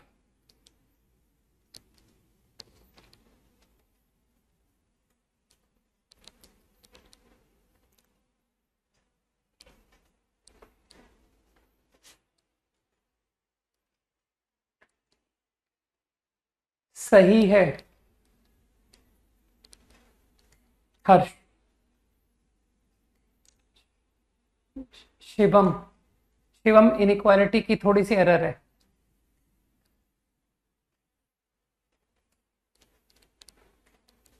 जितने लोग आंसर कर रहे हैं वो सब एक छोटी सी इनइक्वालिटी की मिस्टेक कर रहे हैं। हाँ प्रद्युम्न करेक्ट। ओके, इससे ज्यादा समय नहीं देना चाहिए मुझे। आई गेस लोग समझ पा रहे हैं कि सर फर्स्ट पार्ट के लिए आपकी स्ट्रेट लाइन को डिक्रीजिंग तो होना ही पड़ेगा, तो m तो अभी भी नेगेटिव ही है, m -∞ से 0, ठीक। लेकिन अगर फंक्शन 1 1 करना है तो आपकी जो स्ट्रेट लाइन है ऊपर से स्टार्ट नहीं होनी चाहिए कि सर 0 पर वैल्यू लाइक दिस, ये मैनी वन हो जाएगा। तो कुछ लोग समझ रहे हैं कि सर आपकी जो लाइन है वो या तो इस पॉइंट से शुरू होगी या नीचे से भी शुरू हो सकती है, लाइक दिस।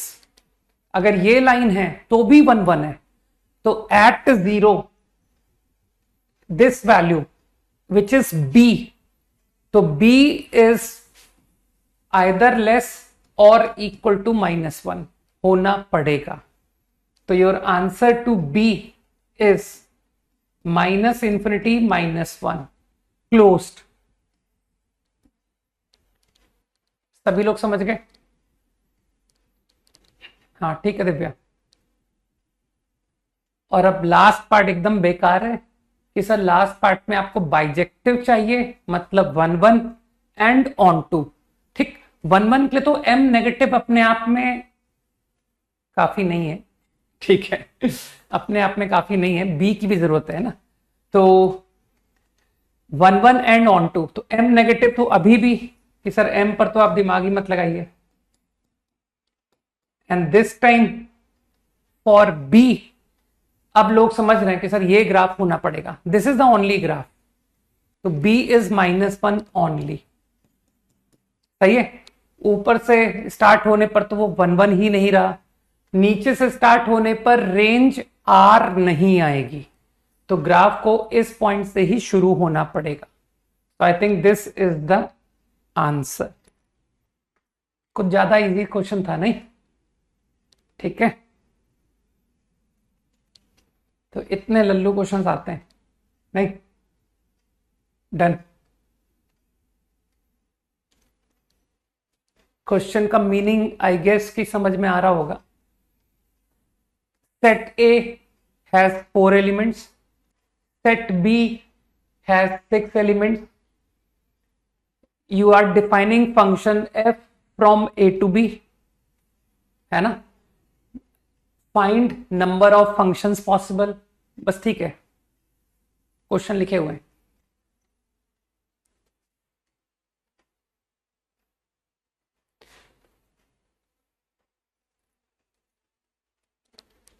एक बार सारे पार्ट कर लो, फिर बात करेंगे, है ना?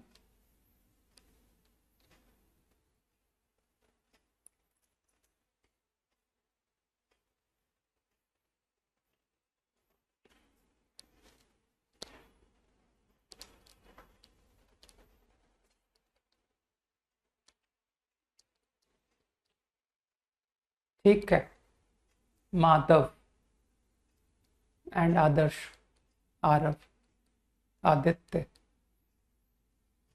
आगे के पार्ट भी करो।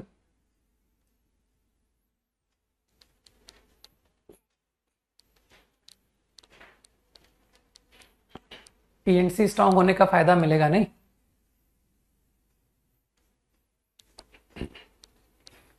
अब तुम लोग के टेस्ट में मैंने डिसाइड कर लिया, जितने इंपॉर्टेंट चैप्टर्स हैं उनके क्वेश्चंस की फ्रीक्वेंसी ज्यादा रखेंगे और अच्छे सवालों की भी फ्रीक्वेंसी रखेंगे। कि टफ क्वेश्चन के लिए सर यूज टू बना दो, ठीक है, ताकि अगर जेई में नंबर नहीं आने हैं तो मेरे टेस्ट में भी नंबर ना आए, ठीक है। और अगर मैं टेस्ट में नंबर ला रहा हूं तो इसका मतलब मैं जेई में भी ले आऊंगा। पहला वाला पार्ट तो कुछ ज्यादा ही लल्लू था। तुम तो जानते हो इसमें लिमिटेड ऑब्जेक्ट कौन है? लिमिटेड ऑब्जेक्ट है डोमेन। आपको डोमेन के सारे एलिमेंट यूज करना जरूरी होता है ना? तो 666, हाँ, ऑन टू का आंसर इम्पॉसिबल कि सर आप पूरी बी सेट को आप यूज कर ही नहीं सकते।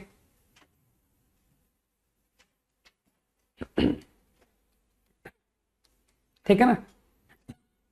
ये जो लोग मेंस पैटर्न, एडवांस पैटर्न, है ना, बात करते हैं, दे आर स्टिल कंफ्यूज्ड। उनको यही नहीं पता कि मेंस पे एक्सेप्ट कैलकुलस बाकी के चैप्टर मुझे एडवांस से भी बेहतर नजर आने लगे हैं। ठीक है ना? कि कुछ सवाल तो मेंस के except calculus, calculus is the only portion जहां पर मेंस अभी तक टफ सवाल नहीं पूछ पा रहा है। ठीक है, उसमें भी मैंने देखा कि डेफिनेट इंटीग्रेशन पे बहुत टफ क्वेश्चन पूछा गया, हालांकि वो था property based he, but excellent calculation. Algebra में तो वो क्रॉस कर चुका है। ठीक है ना? कि सर अलजेब्रा के आप मेंस के सवाल देखिए, आपको एक एक क्वेश्चन लगेगा कि यार ये क्वेश्चन तो यार एडवांस के अच्छे सवालों में काउंट होता अगर आता तो। मेरे ख्याल से इंटू का आंसर तो मिल गया कि सर सारे इंटू ही है। 1 1 कुछ ज्यादा इजी था। हर एलिमेंट के लिए डिफरेंट एलिमेंट लाना पड़ेगा। तो क्या मैं ऐसे बोलूं 4 पर्सन 6 चेयर्स, 4 पर्सन को 6 चेयर पे अरेंज करो।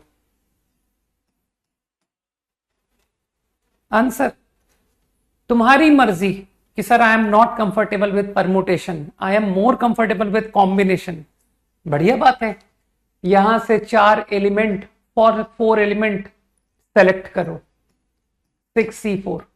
अब अरेंज देम 4 फैक्टोरियल, एक ही बात है।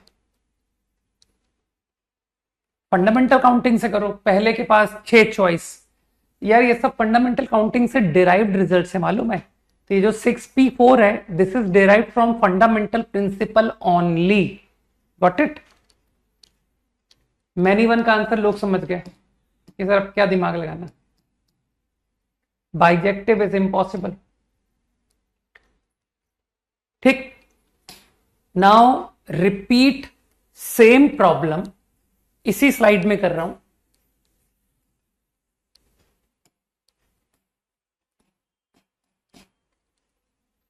Same questions.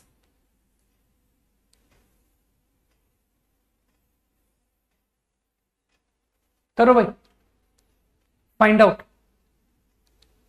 क्वेश्चन में मामूली सा चेंज कर दिया मैंने।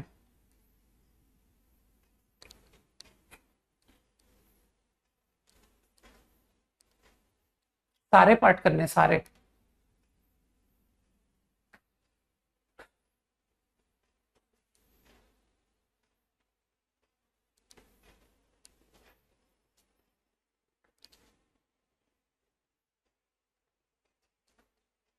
हम्म।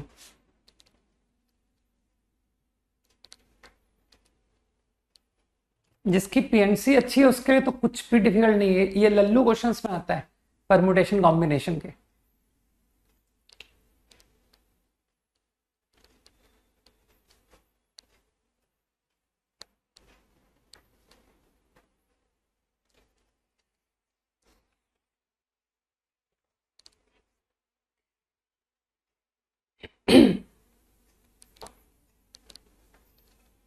सारे पार्ट करो उसके बाद बताऊंगा मैं।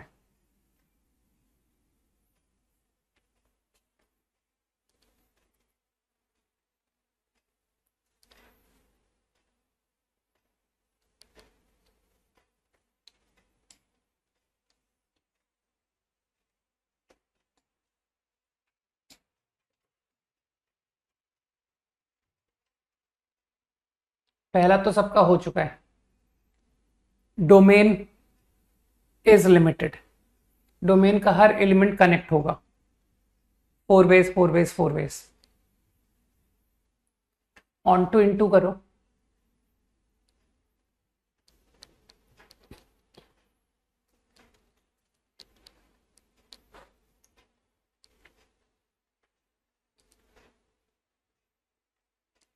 लोगों ने 1 1 का भी सही आंसर किया है। सर 1 1 का आंसर 0 है। और जब 1 1 का सही बता दिया तो मैनी वन भी सही बता देंगे और बाइजेक्टिव भी सही बता देंगे। सिर्फ ये 2 पार्ट करने हैं आपको, ऑन टू इनटू। बुद्धि लगाओ 1 1 फंक्शन क्यों नहीं हो सकता। ठीक है ना। 6 एलिमेंट है भाई, तो हर एक रेंज का एलिमेंट कोई ना कोई एलिमेंट तो रिपीट होना पड़ेगा ना, वरना ये 6 एलिमेंट कैसे मैप हो पाएंगे।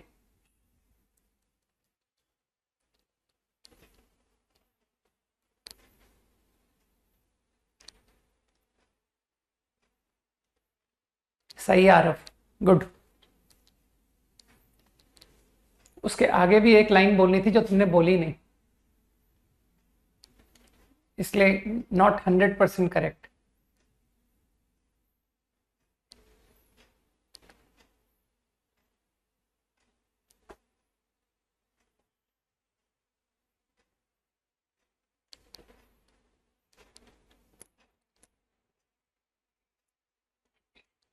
हाँ मुझको मिल गया वो बच्चा जो आज तक उस गलती को रिपीट कर रहा है। मुझे जान के बड़ा अच्छा लगता है कि मुझे ऐसे लोग मिलते हैं जो लोग मेरे बताने के बाद बार बार उसी गलती को रिपीट करते हैं कि सर आपने एक बात कही थी कि एटलीस्ट की कंडीशन मत सेटिस्फाई करना, लेकिन हम आज तक वही करते आ रहे हैं।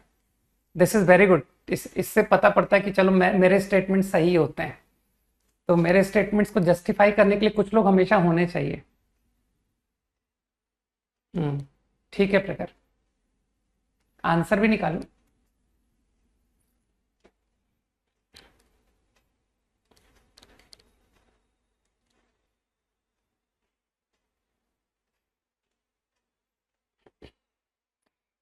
तो अब की बार इतनी अच्छी पीएनसी जानने के बाद अब मैं इस क्वेश्चन का आंसर लिखूंगा ही नहीं, है ना। जो लोग समझ सकते हैं वो लोग समझ लें, ठीक है। कि सर अब तो ओरल करने का टाइम है। 6, 4, एटलीस्ट 1। तो group method is a good method, है ना। 6 डिफरेंट ऑब्जेक्ट को 4 बॉयज पर बांटना है। तो एक पॉसिबिलिटी 1113, समझ जाना इस कोडेड लैंग्वेज को। एक केस 1122, है ना, 1122। मेरे ख्याल से इसके अलावा केस बनेगा ही नहीं ना। 1113 and 1122। This is the best solution, even better than inclusion exclusion, सही है ना। तो लोग समझ गए कि सर अब तो ग्रुप बनाना ही आता है, 111 और 3 का ग्रुप, देन डिस्ट्रीब्यूट, वो तुम खुद कर लेना। इसी तरह 11 और 22 का ग्रुप और फिर distribution.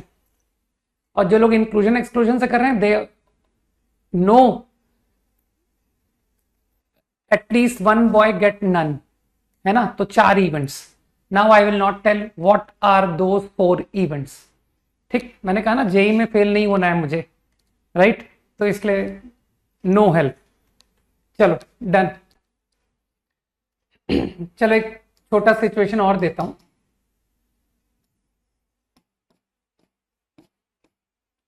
Set A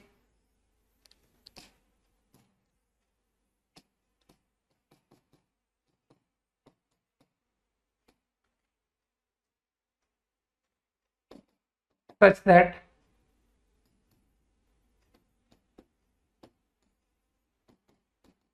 f is bijective.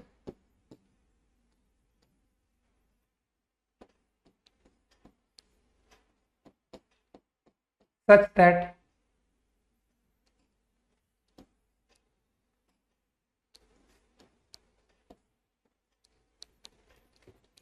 quickly answer to 5th problem.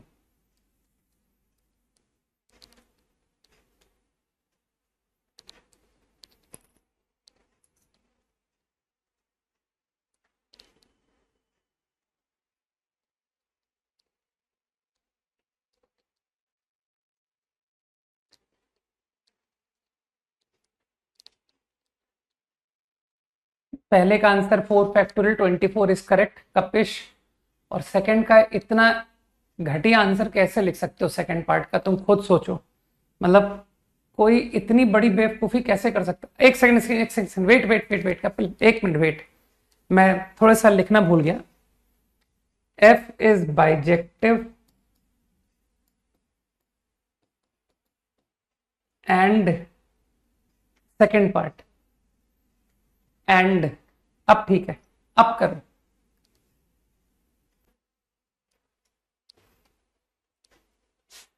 बिल्कुल सही हर्ष।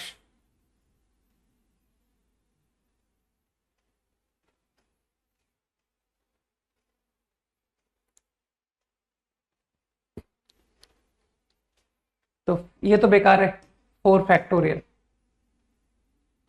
ठीक है रौनक, है ना। मैं यही एक्सपेक्ट कर रहा था कि लोग डायरेक्ट आंसर ही लिख पाएंगे मुझे।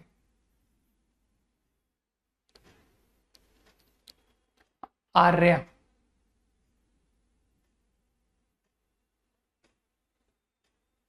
शाश्वत, शाश्वत आंसर भी याद होना चाहिए। निहार, अरहम। तो मेरे ख्याल से कई लोगों को आज भी याद है कि sir 4 letter 4 envelope no letter into its own envelope. तो डीअरेंजमेंट का 4 का आंसर याद होना चाहिए ना, आंसर इज 9।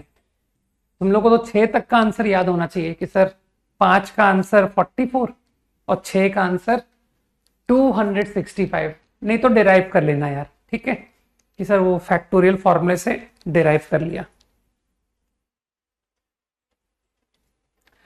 चलो थोड़ा सा कंपोजिट के प्रॉब्लम्स भी देखते हैं कि कैसे सॉल्व होते हैं।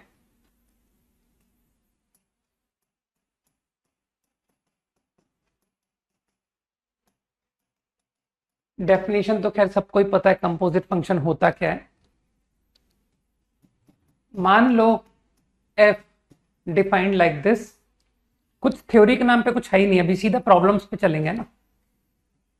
g डिफाइंड लाइक दिस, तो what one should know about composite, composite किसको कहते हैं? फंक्शन डिफाइंड लाइक दिस, इसे कहते हैं कंपोजिट फंक्शन, ठीक है। FOG, फॉग, या हो सकता है तुमको देखने को मिल जाए कि सर सेम 2 फंक्शन की मदद से कंपोजिट बनाया जा रहा है। हो सकता है तुमको 3 फंक्शन का कंपोजिट मिल जाए, है ना। कैसे भी हो सकते हैं कि सर 3 में से 2 तो सेम है, तीसरा डिफरेंट है ना, या तीनों सेम है, FOF। तो बस तुमको डेफिनेशन पता होनी चाहिए कि ये फंक्शन है क्या। किसी भी एलिमेंट x पर if you operate this function then what do you get? You will get like this. ये इसका मतलब है, ठीक है, नोटेशन का मतलब, बस इससे ज्यादा तुमको कुछ जानने की जरूरत नहीं है, ठीक है, कि सर बस हो गया composite function. f of gx is FOG of x, ठीक। मुझे बिल्कुल पढ़ाने का मन नहीं करता ये, है ना, क्योंकि यार ये एकदम कॉमन सेंस डेफिनेशन है। x कहां से लाओगे? x एलिमेंट, अगर मैं फॉग की बात कर रहा हूं, है ना, कि मुझे तो फॉग डिफाइन करना है, तो from where will you pick x? तो जिसको बुद्धि है वो कहेगा सर g की डोमेन से पिक करो। g की डोमेन कौन है? t set. यहां से मैंने कोई एक एलिमेंट उठाया x1। अब इस डेफिनेशन को जो लोग समझ पा रहे हैं दे विल से कि सर इस पर g ऑपरेट कर दीजिए। g ऑपरेट कर दिया, हो जाएगा, क्योंकि एलिमेंट g की डोमेन का है। तो बगैर किसी डाउट के आई विल गेट gx1। अब मुझे प्रॉब्लम है कि सर इस एलिमेंट पर आपको f ऑपरेट करना है। तो तुम्हारे में से कोई कह सकता है कि सर संभव है कि इस एलिमेंट पर f ऑपरेट हो ही ना, ये नंबर अगर a को बिलोंग करेगा तभी तो इस पर f ऑपरेट होगा, है ना। तो थोड़ी देर के लिए मान लेते हैं कि this element lies in a, f की डोमेन में है। अगर इट लाइज इन डोमेन तो इस पर f अप्लाई हो जाएगा and you will get result like this. अब ये जो तुम प्रोसेस देख रहे हो इसी को हम कहते हैं कि I operated over x1 a rule called FOG। तो if you operate FOG over x1 you will get the output FOG x1, ठीक। अब मान लो some other element I took in C set, तो इस पर G अप्लाई करते वक्त तो जरा भी हेजिटेशन नहीं हुआ मुझे, ठीक। But now when I apply F over it, मुझे इस पर F अप्लाई करना है, I want to apply, but तुम मान लो कि सर ये नंबर आपकी ए सेट को बिलोंग नहीं कर रहा है, एफ की डोमेन में नहीं है, तो I will not be able to operate f over this, इस पर एफ नहीं लगेगा। तो इसका सीधा सीधा मतलब है कि your fog function is not defined at x2। x2 पर फॉग रूल डिफाइन नहीं है। ठीक है, तो लोग बहुत आसानी से समझते जा रहे हैं कि सर इस तरह से हर वो एलिमेंट जिस पर फॉग रूल डिफाइन हो रहा है डिफाइन करते जाओ, और जिस पर डिफाइन नहीं हो रहा है उसको लीव करते जाओ।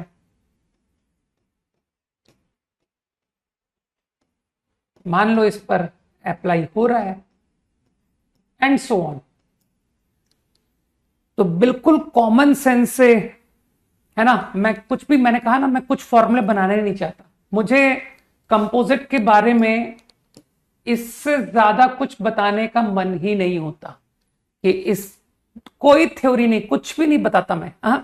अभी क्वेश्चंस करेंगे और you will come to know कि सर हम लोग भारी से भारी सवाल कंपोजिट के कर लेते हैं, भारी से भारी।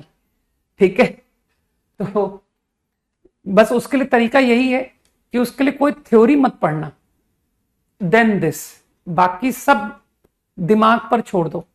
ठीक है, कि जस्ट फॉर एग्जाम्पल अगर मैं तुमसे पूछता हूं, है ना, यूं ही चेक कर रहा हूं तुम्हारी कंसेप्चुअल नॉलेज कि डोमेन फॉग की क्या होगी, है ना, तो don't make it a result. अगर कॉपी में नहीं भी लिखोगे ना तब भी चलेगा, तो बुद्धि से लोग समझ पाएंगे कि सर आपकी फॉग की डोमेन पता क्या है, ये set of those x, this consist of x such that x belong to g set, domain of g, मतलब c सेट। केवल इतना सफिशिएंट नहीं है। देखो ना, ये सामने तुम्हारे लिख रखा है, x2 पर फॉग डिफाइंड है ही नहीं, तो x2 doesn't lie in domain of fog, है ना। तो तुम कहोगे सर इसके अलावा एक बात और इंपॉर्टेंट है फॉर दैट x, है ना, कि जो gx है ना वो भी डोमेन पे f पर सेटलाई करना पड़ेगा। ठीक, जबरदस्ती के हाई फाई से कंसेप्ट लोग लिख रहे हैं, मैं देख रहा हूं, एकदम टोटल नॉनसेंस चल रहा है।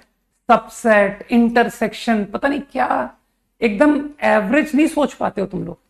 ये सब कहां की लैंग्वेज सीखते हो कि we have to take intersection, we have to take union, ये सब हाई फाई बातें कहां से सीखते हो यार। जब तुमको डेफिनेशन बता रहा था तब तुम सीख नहीं पाए कि साइलेंटली अप्लाइड जी, देन साइलेंटली अप्लाइड एफ। हाँ, मतलब बेसिक छोड़ के हाई फाई में ज्यादा बिलीव है। ठीक, ये बेसिक सामने पड़ा था, इस बेसिक को तुम एक रिजल्ट फॉर्म में नहीं बता पाए मुझको कि अरे सर आपने तो एक्स जी की डोमेन से पिक किया था, और केवल इतना ही बहुत नहीं था, इसके आगे ये बात भी इंपॉर्टेंट थी कि यार ये नंबर एफ की डोमेन में भी तो होना चाहिए। Happy birthday Harshav, next birthday in IIT, है ना, या good NIT with good branch, है ना। सर बायोटेक ले रखी है मैंने, है ना, ये भी नहीं, ब्रांच भी अच्छी। ओके, तो I think definition is clear, है ना।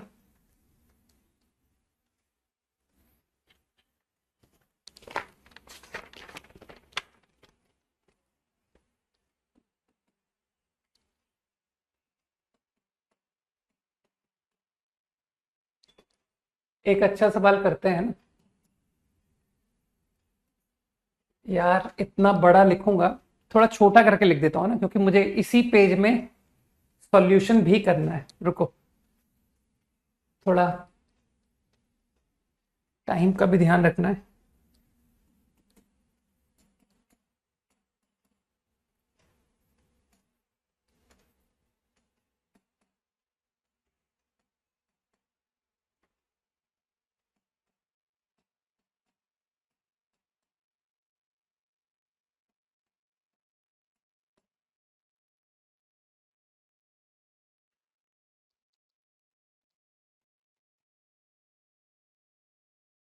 NIT इलाहाबाद मैकेनिकल छोड़ दी, very good.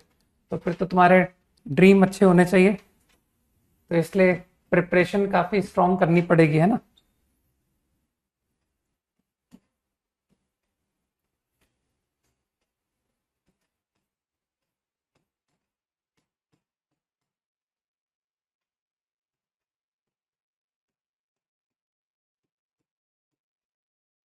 Okay, my problem is fog, my problem is gov. Question पूरा सुन लो पहले।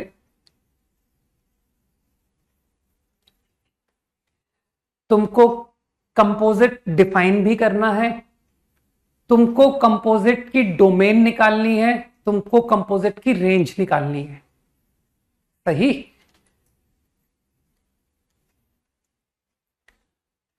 ठीक, obtain composite, obtain their domain, obtain their range. चलो एक सवाल साथ में करेंगे, इसका दूसरा पार्ट तुम्हारे लिए घर के लिए होगा कि सर घर पर मैं यही सेम प्रॉब्लम जो आपने कहा, find composite, find domain, find range, ये अगले के लिए मैं खुद घर पे करूंगा। Let's do this problem together. Fog, common sense से फॉग क्या होगा? बहुत easy, go to definition of f, बुद्धि लगाओ, जहां एक्स लिखा है वहां जी डाल दो, यही तो मतलब हुआ फॉग का। तो fog is g square minus one. कब? क्या कहा था तुमने? एक्स को जी एक्स डाल दो, -2 से जी एक्स 1, सही। It is g square x -3। कब? जब जी एक्स 1 से 3 लाई करेगा।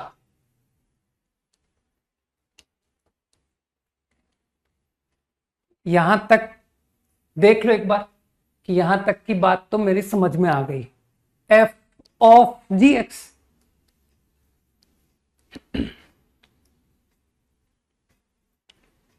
अब मेरे ओपिनियन में ये प्रॉब्लम खत्म थोड़ी हो गया कि सर हो तो गया सवाल, आपने एफ ऑफ जी एक्स पूछा था, लो ये आंसर आ गया। तो जो थोड़ा भी स्मार्ट है दे नो कि सर आंसर एक्स में छोड़ना है, कंडीशन एक्स में बताइए, रिजल्ट एक्स में बताइए। यहां तो मैं खुद कंफ्यूज हूं कि जी एक्स क्या, what g x, g x के तो दो आंसर लिखे हुए हैं, ये लिखा हुआ है, ये लिखा हुआ है, ठीक है ना। तो अगर तुम इस डेफिनेशन को देखोगे तो क्या तुमको समझ आया कि सर ये डेफिनेशन तब अप्लाई होगी जब जी एक्स इस बात को सेटिस्फाई करेगा, और इस बात को किस एक्स पर सेटिस्फाई करेगा? उस एक्स पर यह भी मैटर करेगा कि जी एक्स है कौन, हु इज जी एक्स। अरे जी एक्स पर दो पॉसिबिलिटी है ना, दिस और दिस। तो I am going to obtain where your g x follow this.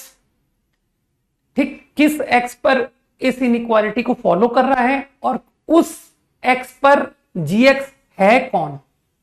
ठीक, तो इसके लिए बेस्ट थॉट, जी एक्स का ग्राफ बना लीजिए, आपको सारी बातें तुरंत दिखेंगी। तो जी एक्स का graph is not that difficult. मेरे ख्याल से इस इनइक्वालिटी को मन में सोचो, एक्स में, तो जिसको अकल है वो कहेगा सर ये -1 से 1 लिखा है एक्सेप्ट 0। ठीक, तो -1 एक्सेप्ट 0 टू 1। अब जिसको थोड़ी बुद्धि है वो कहेगा सर नेगेटिव पर ये -1 है ना। तो -1 से 0 योर फंक्शन इज, थोड़ा सा मैंने सिंप्लीफाई करके लिख दिया। अरे देख करके तुमको डेंजरस नहीं लग रहा कि सर ये थोड़ा देखने में भयानक है, थोड़ा आसान लिखिए। तो -1 माइनस एक्स स्क्वायर, तो -x² का ग्राफ तो बच्चा भी जानता है कि सर -1 से 0 में -x² ऐसा होता है ना। उसको एक यूनिट नीचे ले आते हैं, is like this. Parabola downward -2 -1, और तुमने कहा था 0 ओपन, तो -1 क्लोज्ड 0 ओपन। इसकी डेफिनेशन भी लिख देते हैं, -1 - x²। सही। नाउ फॉर 0 से 1, 0 ओपन 1 क्लोज्ड, मानते हो 1 - x²। -x² तो डाउनवर्ड पैराबोला बन रहा है ना, इसको ऊपर 1 unit, like this. Open, this is 1 - x²। अभी तक कोई गलती नहीं की मैंने। This definition I have taken care of completely.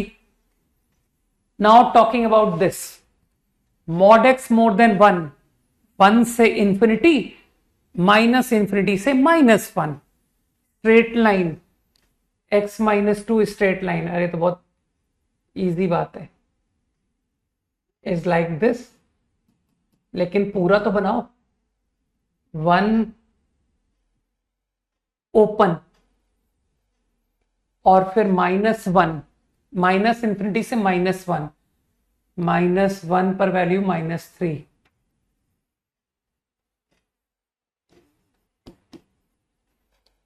ये भी x - 1 ही है, 2 सॉरी। मेरे ख्याल से gx graph is completely over, है ना। अब आंसर पे चलते हैं कि now let's write answer directly. बहुत ध्यान से सुनना, सेंसिटिव जोन है, इजी है, बट तुम्हारा मतलब concentration is too much required. किस x पर gx -2 से -2 से 1 के बीच में है? -2 वैल्यू ये रही, 1 वैल्यू ये रही, तो मानते हो सर -2 से 1 ये पोर्शन लाई कर रहा है, -2 से 1 ये पोर्शन लाई कर रहा है, ये पोर्शन कहां तक? 3 तक लाई कर रहा है। और मानते हो ये तीनों पोर्शन की अलग अलग डेफिनेशन है, इसकी अलग है, इसकी अलग है, इसकी अलग है। तो क्या तुमको लगा कि सर ये डेफिनेशन आप 3 इंटरवल में लगाओगे? एक,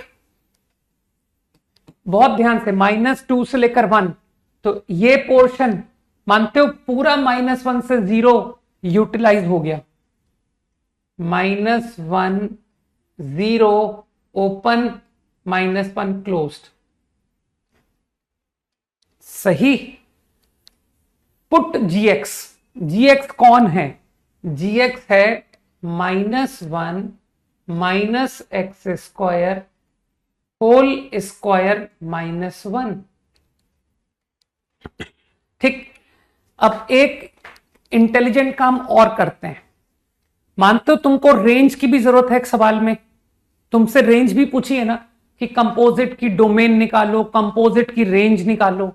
तो एक काम साथ के साथ करते हैं कि सर इसी डेफिनेशन का y भी आपको बता देता हूं। तो तुम क्या नोटिस कर रहे हो? What is your gx taking values in this portion? ध्यान से देखो कि सर ये जो डेफिनेशन में आपने gx को रखा है ना, gx ने वैल्यू एक्सेप्ट की है -2 से लेकर -1 तक, वो भी -2 क्लोज्ड और -1 open. In this definition your gx has taken this value, है ना। तो एक काम करो, इसका होल स्क्वायर करो। तो होल स्क्वायर करके ओरली बता पाओगे कि सर इसका होल स्क्वायर जो है वो आ गया 1 ओपन से 4 क्लोज्ड। गलत हो जाए तो बताना। सही। अब उसमें 1 घटा दो, तो मुझे लगता है तुम समझ गए कि सर ये आ गया 0 ओपन से 3 क्लोज्ड। सही है। अरे मैं तुम्हारी y वैल्यू भी साथ के साथ निकालता जा रहा हूं, ताकि जब तुम एंड में मुझसे कहोगे कि सर कंपोजिट की रेंज, तो ये देखो तुम्हारा y, ये है y वैल्यू, तो ये जो भी सेट ऑफ y वैल्यूज होंगे उससे तुमको रेंज मिल जाएगी, क्योंकि डोमेन तो बहुत इजी होता है कि सर सामने तो डोमेन दिख जाता है। अब मुझे लगता है ये डेफिनेशन हम -2 से 1 gx बोल रहे थे ना, तो -2 से 1 gx यहां लाई हुआ, सर ये भी लाई हुआ for what x belong to 0 open 1 closed. Now what is your gx? 1 minus x square whole square minus 1। Simultaneously y भी निकालते जाते हैं कि सर इसकी वैल्यू भी बताते जाओ ना साथ के साथ। तो ग्राफ ओरली देखें, 0 क्लोज्ड 1 ओपन। अब gx लाई हुआ है 0 क्लोज्ड 1 ओपन, तो इसका स्क्वायर करो तो तुम कहोगे सर यही आया, 0 क्लोज्ड 1 ओपन ही आया, में 1 घटाओ तो आंसर इज -1 क्लोज्ड 0 ओपन। ठीक, I think this definition is over. अब -2 से 1 gx यहां भी लाई कर रहा है, सर ये भी -2 से 1 में लाई कर रहा है ना। तो x बिलोंग टू कहां से कहां तक? 1 से लेकर 3 तक, 1 ओपन 3 क्लोज्ड, gx -2 से 1 क्लोज्ड, तो तुम पूरा 3 तक अलाउ कर सकते हो, है ना। 1 open 3 closed. Now simultaneously gx का स्क्वायर, gx कौन है? gx x -2 है, square -1। Now simultaneously belong to, y की वैल्यू बिलोंग टू बताते जाओ। मानते हो इंटरवल में आपका जो g है वो बिलोंग हुआ है, g बिलोंग हुआ है -1 ओपन से लेकर 1 क्लोज्ड तक। तो अगर तुम इसका स्क्वायर करोगे तो ओरली तुमको आंसर मिलेगा सर क्लोज्ड 0 से 1 क्लोज्ड, पूरा क्लोज इंटरवल 0 से 1। तो 0 से 1 में -1 करो यार, -1 से 0 से 1 क्लोज्ड आया था तो उसमें 1 घटाने से ये मिल गया। मुझको लगता है ये डेफिनेशन कंप्लीटली ओवर, सर ये डेफिनेशन खत्म हो गई, नो मोर वैलिड। आगे किसी भी x पर gx -2 से 1 में लाई नहीं कर रहा है, तो क्या अब मैं आगे मूव करूं?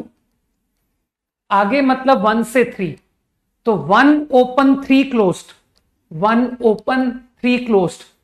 यार 3 वैल्यू देखनी पड़ेगी, 3 कहां पर आई? तो एट 5 यू कैन ऑब्जर्व कि सर इसकी वैल्यू 3 आ रही है 5 पर। तो now what is your composite?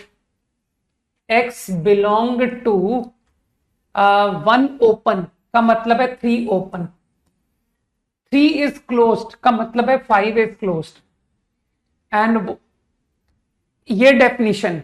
And what is your gx now? Sir अभी भी x -2 होल स्क्वायर -3। ठीक, साइमल्टेनियसली ये भी बताते जाओ। मानते हो अब तुम्हारा gx क्या बिलोंग कर रहा है? 1 से लेकर 3 तक, 1 ओपन 3 क्लोज्ड लाई हुआ है। तो इसका स्क्वायर क्या होगा? इसका स्क्वायर होगा 1 से लेकर 9 में 3 घटा दो, तो 3 घटाने से -2 ओपन 6 क्लोज्ड, है ना। देखो अब क्या है, थोड़ा सा जल्दबाजी में काम हुआ है तो कैलकुलेशन गलत हो सकती है। तो इस कैलकुलेशन अगर गलत हो गई हो ना तो इसको तुम घर पे संभाल लेना और मुझे बता देना अगली क्लास में कि सर आपने ना आंसर गलत कर दिए थे। अगर ऐसा हो तो मुझे नेक्स्ट क्लास में कोई तुम में से जरूर कंफर्म करना कि सर जो आपने कैलकुलेशन की थी ना उसमें थोड़ी मिस्टेक हो गई थी। ठीक, तो मैं एज्यूम करके बता रहा हूं, कर देता हूं कि चलो मैंने जो किया है सही किया है, ऐसा मैं मान ले रहा हूं। ठीक, तो मेरे हिसाब से तो यही आया। ठीक है, 1 से 9 और फिर उसका स्क्वायर कर दिया, घटा दिया 3, तो -2 से 6। ठीक है, मानते हो कि सर 1 से 3 definition is no more valid, तो आपका फंक्शन पूरी तरह से डिफाइन हो गया सर, सवाल खत्म हो गया। अब और कहीं आपकी कोई भी डेफिनेशन वैलिड नहीं है, तो ये रहा तुम्हारा फाइनल फंक्शन। और अब तुम अगर डोमेन की बात करते हो कि सर डोमेन क्या है, तो योर डोमेन इज, ये लिखें x -1 से 0, 0 से 1, 1 से 3, 3 से 5, तो मेरे ख्याल से आंसर है -1 से 0, 0 से लेकर पूरा 5 तक, ये डोमेन है। And what is your range? Range set of y देख लो फटाफट, कहां चले गए सेट ऑफ y? 0 से 3, कहां लिखा है? -2 से 6, -1 से 0। मेरे ख्याल से इन सारी वैल्यूज का यूनियन, तो मुझे तो लगता है आंसर -2 से 6 आ रहा है, अगर मैंने कैलकुलेशन सही की है तो यही आंसर है। ठीक है, तो कल का होमवर्क ज्यादा नहीं देता है ना, क्योंकि आज तुमको वेक्टर का भी होमवर्क मिलेगा, तो 30 प्रॉब्लम्स 21 to 30। चलो भाई, बाय, जय हिंद।